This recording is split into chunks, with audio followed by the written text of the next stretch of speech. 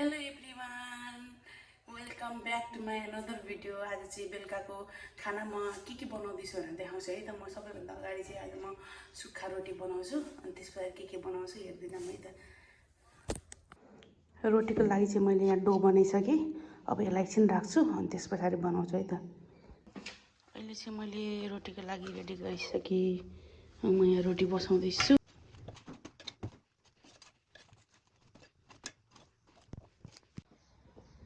अनि त्यस पछाडि म चाहिँ अहिले बारीमा साग टिप्न आएको छु। हाम्रोमा त साग चाहिँ धेरै त छैन, अलिअलि यसो हामीलाई पुग्ने खालको चाहिँ छ है गाइज।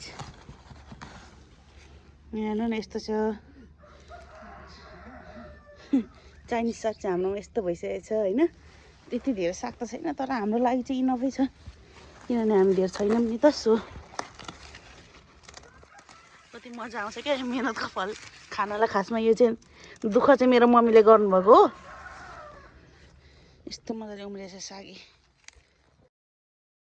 एकदम गाउँले स्टाइलमा सुँगुरको मासु र रायोको सागमा रस हालेको बनाएको छु। अनि मलाई चाहिँ चिया खान मन लागेको खाना बनाउँदै अनि मैले चिया पनि बसालिरहेको छु। खाना पनि बनाइसकेँ अनि यहाँनिर मैले चिया पनि सक्न आँटेँ। अहिले चाहिँ जाडो महिना छ नि त, अनि चिया चाहिँ जति भने पनि रुच्ने कि। ल फाइनली आजको हाम्रो खाना चाहिँ रेडी भयो।